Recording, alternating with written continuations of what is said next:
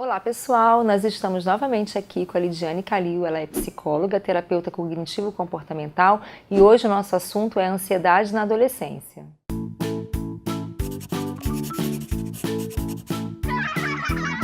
Lídia, a gente esteve há um tempo atrás aqui conversando sobre ansiedade na infância e hoje a gente está aqui novamente, mas para falar sobre a ansiedade na adolescência. A gente sabe que tem todas as questões que a gente já falou da infância, da sociedade, de tudo aquilo que a gente está vivendo hoje, mas a adolescência tem algumas características e algumas questões que a própria cultura, a nossa própria sociedade estão impondo a eles, né? E que geram bastante ansiedade. Queria que você falasse um pouquinho sobre isso com a gente. A adolescência já é uma fase um pouco diferente, né? Onde é uma mudança bem complicada para eles, né? Além de ser uma mudança física, tem questões hormonais, então eles estão em busca de aprovação a todo momento. E aí, além disso, ainda vem as outras aprovações, que são aprovações na família, aprovações nos grupos, aprovação no vestibular. Hoje o que mais aparece no consultório é isso, adolescentes que têm... Adolescentes do terceiro ano, né? Sim, que estão prestando Enem, prestando todo tipo de vestibular, e aí a ansiedade está onde? Lá em cima. Lá em cima. Né? E nesse momento eu percebo que são duas questões que geram muita ansiedade. Uma é a própria prova em si, essa preparação dessa prova, né, é o fazer a prova, mas a própria escolha profissional. Sim, sem dúvida. A escolha profissional, eu costumo falar que é um pouco cruel, né, essa nossa cultura, porque eles com 16, 17 anos precisam escolher o que vão seguir para o resto da vida. E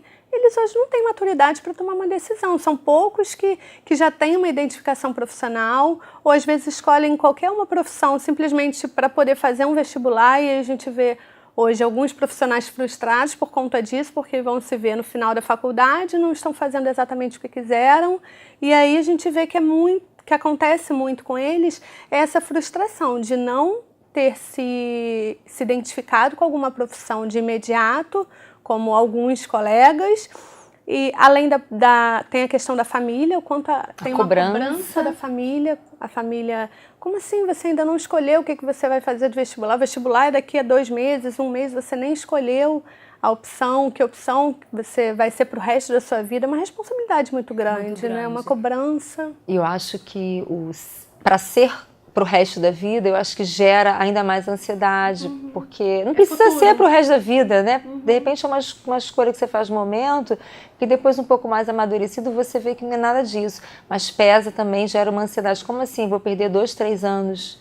E aí eu acho que isso causa um peso, né, na vida do adolescente, e eu tenho que fazer a escolha acertada agora. Não posso errar. Não posso errar de jeito nenhum. Eu não posso errar, eu não posso ficar reprovado no vestibular, eu não posso ficar reprovado no grupo que eu pertenço, eu não posso... É uma questão de aprovação a todo momento. Sim. O tempo todo eles são cobrados, o tempo todo eles precisam dessa aprovação interna e externa, porque não é simplesmente o outro falar que está tudo bem, ele precisa se sentir aprovado. Então, isso é muito importante, o quanto isso acaba sendo prejudicial para eles, não é? O quanto eles precisam desse nível de aprovação, o que eles fazem para buscar essa aprovação, e aí às vezes vão para caminhos que não são os melhores, né? Então é nesse momento que eu acho que entra a ajuda, né? A gente já pode falar um pouquinho sobre a ajuda profissional, que tipo de profissional pode ajudar. Hoje a gente tem especialistas que trabalham com adolescentes, então o quanto é importante os pais perceberem essas questões nos adolescentes e pedir uma ajuda, porque às vezes ele na família não se sente tão confortável para falar sobre aquilo. Então, à vontade, e aí fica muito relação pai e filho, o quanto ele vai ser julgado ali naquele momento. Então, é importante sempre alguém de fora, e aí quando a gente fala de uma busca por um psicólogo, uma ajuda profissional, para que possa fazer essa orientação e fazer com que ele se sinta mais à vontade lidando com essas questões, que são questões principais da adolescência, né? E quando ele passar dessa fase, se ele passar bem dessa fase da adolescência, a tendência é que ele seja um adulto mais saudável, né? E se tem um prejuízo nessa fase da adolescência, a tendência é que esses prejuízos recorram para o resto da vida. Então é muito importante a gente cuidar desse adolescente nesse momento. E muitas famílias, justamente porque a adolescência já é uma fase cheia de características próprias, acabam considerando esses sintomas como parte da fase. Exatamente. E negligenciam totalmente. Acabam rotulando. É adolescente, tá passando por isso. Essa adolescência que não passa.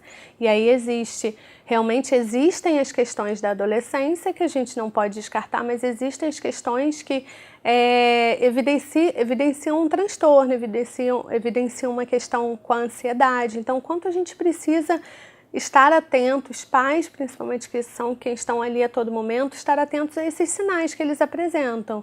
Então, qualquer questão um pouco mais diferente de comportamento do adolescente, vale a pena a gente buscar uma ajuda, vale a pena a gente buscar uma avaliação. Isso é muito importante. E dar ouvido. Eu, às vezes, me deparo com alguns adolescentes que eles mesmos estão pedindo socorro, né? Pedindo ajuda e os pais negando a terapia. Não precisa, não, isso é bobagem. Porque na maioria das vezes eles não vão gritar por ajuda, os adolescentes, eles vão dar sinais, né? Eles vão pedir ajuda da maneira deles. Então, é por isso que a gente precisa conhecer muito os nossos filhos para poder entender o que está passando ali naquele momento. Será que é só uma questão da adolescência ou será que ele está querendo me mostrar alguma coisa?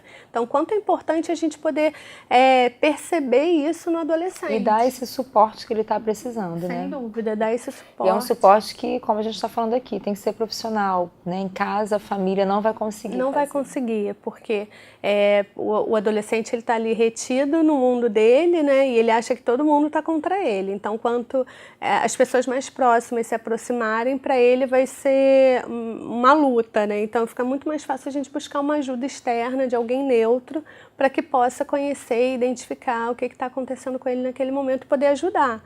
Porque isso é o principal, né? Poder ajudar aquele adolescente naquela fase específica, naquele momento específico, em alguma decisão que ele precisa tomar, como uma escolha profissional.